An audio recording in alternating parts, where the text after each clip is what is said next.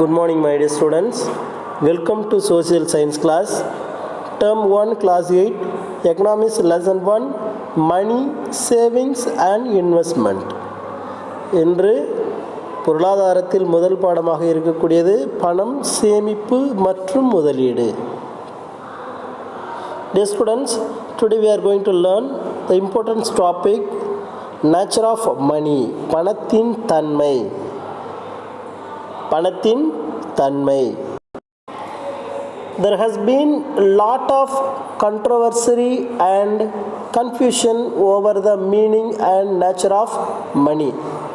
Stovitzky states that money is a difficult concept to define, partly because it fulfills not one but their function, each them providing a criterion of moneyness, those of a unit of account, a medium of exchange and a store of value.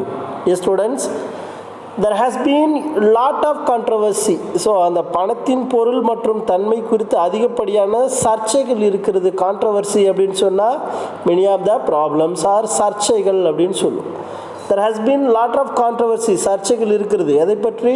And confusion, நமக்கு நிறைய குழப்பங்கள் இருக்குது, சர்ச்சைகள் இருக்குது, பிரச்சனைகள் இருக்குது. எதை பற்றின்னு சொன்னால் over the meaning and nature of money. So அந்த பணத்தின் பொருள் மற்றும் தன்மை குறித்து நமக்கு நிறைய சச்சரவுகள், சர்ச்சைகள், குழப்பங்கள் இருக்கிறது. இந்த ஸ்டோவ்ஸ்கி இருக்கிறார். The Stovitzky states that Stovitzky அவருடைய கருத்தின்படி பணம்னா என்ன? Money is a difficult concept. பணம் என்பது ஒரு கடினமான கருத்து அப்படின்னு சொல்றாரு. ஸோ டிஃபைன், எதை பற்றி? To define partly because it fulfills not but three functions.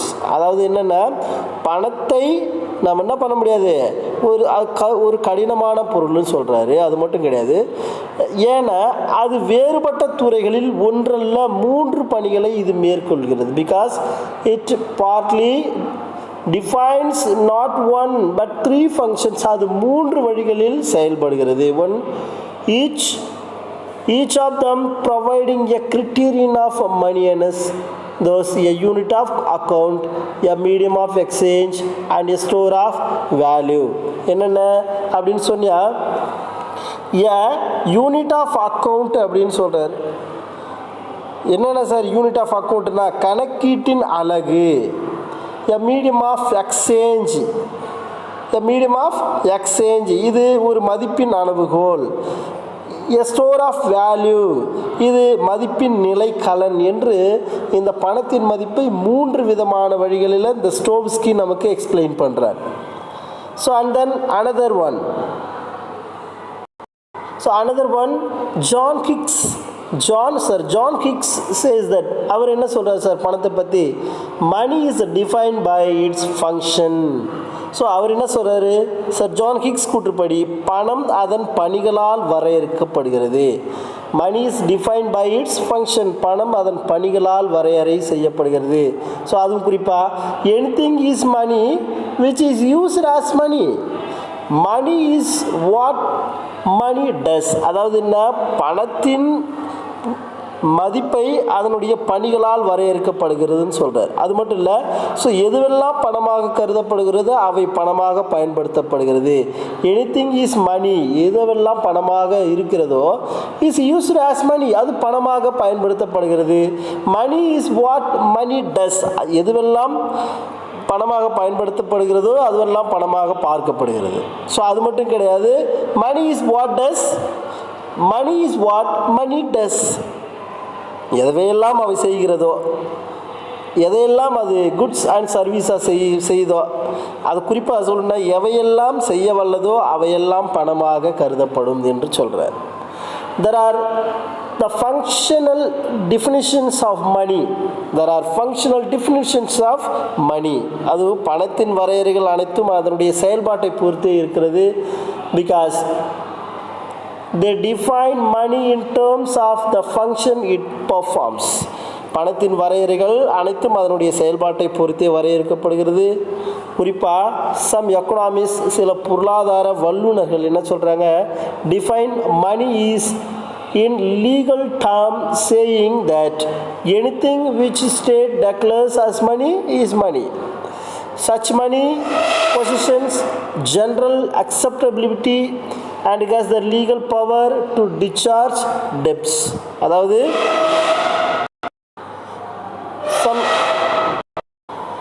some economists define money as a legal term saying that anything which state declares is money.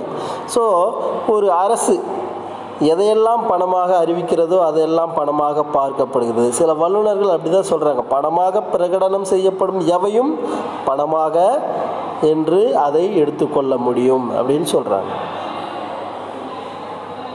And then such money possesses general acceptability. அது மட்டும் கிடையாது, such money possesses general acceptability and has the legal power to discharge debts.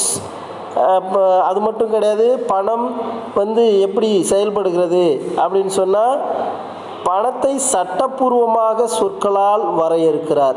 சட்டப்பூர்வமாக நம்ம எதையெல்லாம் பணமாக பார்க்குறோமோ அது எல்லாமே பணமாக ஏற்றுக்கொள்ளப்படுகிறது. So and then but people may not accept legal money by refusing to sell goods and services against the payments of legal tender money. அதுலேயும் குறிப்பாக பணம் என்பது அனைவரிடம் பொதுவாக ஏற்பு திறனை பெற்றுள்ளது. But money may not accept legal money. பணம் என்பது அனைவரிடம் பொதுவாக ஏற்பு திறனை பெற்றுள்ளது. அவை கடன்களை திருப்பி தருவதற்கான சட்டப்பூர்வமான அதிகாரத்தை கொண்டுள்ளது. பாருங்கள், against the payment and legal tender money. And then on the other hand they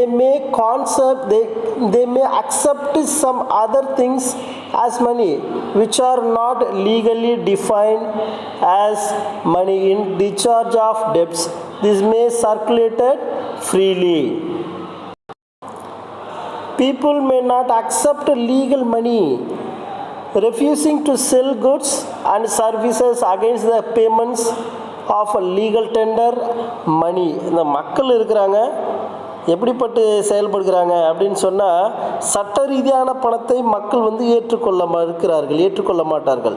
மற்றொன்று என்னன்னு சொன்னால், ஸோ இது கடன்களை தீர்ப்பதற்கு பணத்தை போல சட்டப்பூர்வமாக வரையறுக்கப்படாத வேறு சிலவற்றையும் அவர்கள் என்ன பண்ணாங்க, ஏற்றுக்கிறாங்க. Yes, on the other hand they may accept some other things, மற்றவற்றையும் ஏற்றுக்கொள்கிறாங்க. As money which are not legally defined as money in charge of debts. This may circulated freely. ஏன் அப்படின்னு சொன்னால், பணம் சுதந்திரமாக பரவக்கூடியது. குறிப்பாக உங்களுக்கு புரியும் மாதிரி சொல்லணும்னு சொன்னால், கடன்களை தீர்ப்பதற்கு பணத்தை போல, இப்போ ஒருத்தர் கடன் வாங்கிட்டாருன்னு சொன்னால் அந்த கடன்களை தீர்ப்பதற்கு பணத்தை போல சட்டப்பூர்வமாக வரையறுக்கப்படாத வேறு சிலவற்றை மக்கள் ஏற்றுக்கொள்கிறார்கள். ஆனால் இந்த பணம் சுதந்திரமாக பரவி கொண்டிருக்கிறது. சட்ட ரீதியான ஒப்பந்த பணம் இருக்குதுல்ல, அதை என்ன பண்ண முடியும், செலுத்தி பண்டங்கள் மற்றும் பணிகளை நாம் வாங்கிக்கலாம். அதை ஏற்க மறுத்தால் அதன் பிறகு தான் சட்ட ரீதியான பணத்தை மக்கள் என்ன பண்ணுவாங்க, ஏற்றுக்கொள்ள முடியும் என்பது வரையறுக்கப்படுகிறது. So and then functions of money. Functions of money, பணத்தின் பணிகள். Functions of money are classified into primary or main functions, secondary functions and contingent functions அப்படின்னு சொல்லுவோம். முக்கியமாக இதெல்லாம் சொல்கிறோம் அப்படின்னு சொன்னால், முதன்மை அல்லது முக்கியமான பணிகள் பிரைமரி ஃபங்க்ஷன்ஸ் அப்படின்னு சொல்கிறது. அடுத்தது செகண்டரி ஃபங்க்ஷன்ஸ், இரண்டாம் நிலை பணிகள். அடுத்து கான்டிஜென்ட் ஃபங்க்ஷன்ஸ், அதாவது மூன்றாம் நிலை அப்படின்னு சொல்லலாம், அல்லது வரையறுக்கப்பட்ட பணிகள் என்று. இது 3 டைப்ஸாக என்ன பண்ணுறாங்க, மணியோட ஃபங்க்ஷன்ஸை டிவைட் பண்ணுறாங்க. So first primary or main functions அப்படின்னு சொல்கிறது, முதன்மை அல்லது முக்கியமான பணிகள். The important functions of money performed in every economy are classified under main functions. அதாவது பணத்தினுடைய முக்கியமான பணிகள் என்னென்ன, பொருளாதாரத்தில் செயல்பட்டு அவற்றை பிரதான பணிகளின் கீழ் பலவிதமாக இது என்ன பண்ணுது, வகைப்படுத்தப்படுகிறது. ஃபர்ஸ்ட் ஒன் என்ன, மீடியம் ஆஃப் எக்ஸ்சேஞ்ச், பரிமாற்ற கருவி அல்லது பண செலுத்துகை அப்படின்னு சொல்கிறாங்க. மீடியம் ஆஃப் எக்ஸ்சேஞ்ச் அப்படின்னு சொல்கிறது. ஸோ பரிமாற்ற கருவியாக என்ன பண்ண முடியும், இதை பயன்படுத்த முடியும்.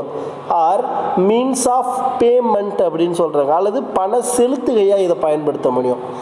Money is used by the goods and services, பணம் பண்ட மற்றும் பணிகளை வாங்க பயன்படுத்தப்படுகிறது. மணி இஸ் யூஸ்டு, பணம் எதற்கு பயன்படுத்தப்படுகிறது, பை த குட்ஸ், நல்ல பொருட்களை, அங்கே பண்டங்களை வாங்க பயன்படுகிறது. அண்ட் சர்வீசஸ், நல்ல பணிகளை வாங்க பயன்படுத்தப்படுகிறது. And then measure of value, measure of வேல்யூன்னு சொன்னால் இது ஒரு மதிப்புக்கான ஒரு அளவு அப்படின்னு சொல்லுவாங்க. The values of all the goods and services are expressed in terms of money. So அனைத்து வகையான பண்டங்கள் மற்றும் பணிகள் இருக்குது. ஸோ இதையெல்லாம் எப்படி நம்ம மெஷர் பண்ண முடியும், பணத்தை கொண்டு அளவிட முடியும். So it is called measure of value, பணத்தின் பணிகள் அப்படின்னு சொல்கிறாங்க, பணத்தின் அளவுகோல். ஸோ பல வகையான பண்டங்கள் இருக்கிறது மற்றும் பணிகள் இருக்கிறது பாருங்கள். It is easier to determine the rate of exchange between the various types of goods and service.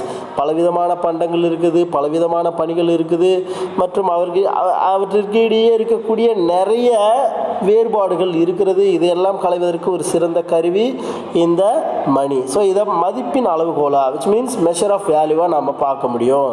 So and then secondary functions, primary functions பார்த்தாச்சு, secondary functions. The three important secondary functions are, secondary functionsல முக்கியமாக 3 கட்டங்களாக கொடுத்துருக்குறாங்க. So என்னென்ன அப்படின்னு சொன்னால், the first standard of deferred payment money helps the future payment too, and then store of value or store of purchasing power. Okay va, so these are the major two, and another one is also have first one standard of deferred payment of money or deferred payment money helps the future payment too. அதாவது என்ன, இதை நம்ம எப்படி பயன்படுத்த முடியும், எதிர்கால செலுத்துகைக்காக ஒரு நிலையாக ஒரு மதிப்பு கொடுத்து பயன்படுத்த முடியும். A borrower borrowing money today places himself under an obligation to pay a specified sum of money on some specified future date. இந்த எதிர்கால செலுத்துவதற்காக பணம் ஒரு கருவியாக பயன்படுத்தப்படுகிறது. ஓகேவா, இன்று ஒரு கடனாளி பணத்தை கடன் வாங்குகிறார். எ பேரோவர் கடன் வாங்குகிறார், பேரோவிங் பணத்தை கடனாக அவர் என்ன பண்ணுறாரு, அவர் வாங்குகிறார். அந்த வாங்கிய பணத்தை என்ன பண்ண முடியும், அவர் குறிப்பிட்ட தேதியில் செலுத்துவது அவருடைய முக்கியமான வேலையாகுது. So obligation to pay specified sum of money on some specified future date, குறிப்பிட்ட காலத்திற்குள் அவர் சரியாக செலுத்த வேண்டும். And then store of value அப்படின்னு சொல்கிறாங்க, மதிப்பின் நிலை கலன், அல்லது or store of purchasing power, கடன் வாங்கும் சக்தியின் நிலைக்கலன். Savings were discouraged under barter system as some commodities are perishable. இந்த சில பண்டங்கள் என்ன ஆகும் அப்படின்னு சொன்னால் அழிஞ்சு போயிடும். பெரிஷபிள்லாம் அழிஞ்சு போயிடும், கெட்டு போயிடும் பண்டங்கள்லாம், சில பொருட்கள்லாம். அதனால் என்ன பண்ண முடியும், இந்த பண்டமாற்று முறையில் சேமிப்பை நாம் என்ன பண்ண முடியாது, மோட்டிவேட் பண்ண முடியாது, சேவிங்ஸை ஊக்கப்படுத்தவே முடியாது. அப்போ நம்ம என்ன பண்ண முடியும் சார் அப்படின்னா, கரெக்டாக the introduction of money has helped to save it for future as it not perishable. இந்த பணத்தை நம்ம எதிர்காலத்திற்காக சேமித்து வைக்க முடியும், இது அழிந்து போகக்கூடிய பொருள் கிடையாது. So and then third one transfer of value or transfer of purchasing power, மாற்று மதிப்பு அல்லது மாற்று வாங்கும் சக்தி. Money makes the exchange of goods to distant places as well as abroad possible. இந்த பணத்தால் தொலைதூர இடங்களுக்கு வெளிநாட்டிற்கு நாம் என்ன பண்ண முடியாது, பண்டங்களை பரிமாற்றம் செய்ய முடியும். என்ன பண்ண முடியும், money makes the exchange of goods பணத்தை கொண்டு ஒரு பொருளை பண்டமாற்று செய்ய முடியும். எங்கே? டு டிஸ்டன்ட் பிளேசஸ், ரொம்ப தூரம் வரைக்கும் அதை கொண்டு போக முடியும். as well as broad possible. It was therefore felt necessary to transfer purchasing power from one place to another places. அதாவது என்ன, ஒரு பொருளை வாங்கி அங்கே இருந்து இன்னொரு இடத்திற்கு, ஒரு இடத்துலேருந்து இன்னொரு இடத்துக்கு மாற்றுவதற்கு அவசியம் என்றும் இது உணரப்படுகிறது. ஸோ அதனால் பணம் வந்து ரொம்ப ரொம்ப ஒரு மாற்று மதிப்பாக கருதப்படுகிறது. And then contingent functions. So இதர பணிகள் என்னென்னலாம் இருக்குது அப்படின்னு சொன்னால் 3 கேட்டகரியாக பிரிச்சுருக்கிறாங்க. காண்டிஜென்ட் ஃபங்க்ஷன்ஸ் இதர பணிகள். பேசிஸ் ஆஃப் கிரெடிட், கடன் அடிப்படையில் இது வந்து இயக்கப்படுகிறது. இன்க்ரீஸ் ப்ரொடக்டிவிட்டி ஆஃப் கேபிட்டல், மூலதனத்தின் உற்பத்தி திறனை இது வந்து அதிகப்படுத்துகிறது. Measurement and distribution of national income, நாட்டு வருவாயின் அளவீடு மற்றும் அதனுடைய விநியோகத்தை நம்ம என்ன பண்ண முடியும்? மெஷர் பண்ண முடியும். Dear students, and then inflation and deflation. So அது என்ன சார்? இன்ஃப்ளேஷன் அண்ட் டீஃப்ளேஷன் அப்படின்னா பணவீக்கம் மற்றும் பணவாட்டம். ஸோ பணவீக்கம், இன்ஃப்ளேஷன்னா பணவீக்கம், ஓகேவா? டீஃப்ளேஷன்னா பணவாட்டம். இன்ஃப்ளேஷன் பணவீக்கம்னா என்ன? Refers to the prices are rising, the value of money will fall. அதாவது பணவீக்கம் அப்படின்றது என்னென்னா விலைகள் உயர்ந்து காணப்படும், எப்போதுமே ரேட் அதிகமாக இருக்கும். ஸோ அப்போ வந்து பணத்தின் மதிப்பு வந்து வீழ்ச்சி அடைந்ததை குறிக்கக்கூடியது தான் இன்ஃப்ளேஷன், அதாவது பணவீக்கம் அப்படின்னு சொல்கிறது. So and then next one பணவாட்டம், deflation refers to the prices are falling, விலைகள் வந்து குறைந்து காணப்படும். the value of money will rise, அப்போ பணத்தின் மதிப்பு உயர்ந்து காணப்படும். ஓகேவா? இப்போ பாருங்க, இது குறைந்து காணப்படுகிறது, prices வந்து குறைந்து காணப்படுகிறது, பணத்தின் மதிப்பு அதிகமாக காணப்படுகிறது. Thank you for watching this video.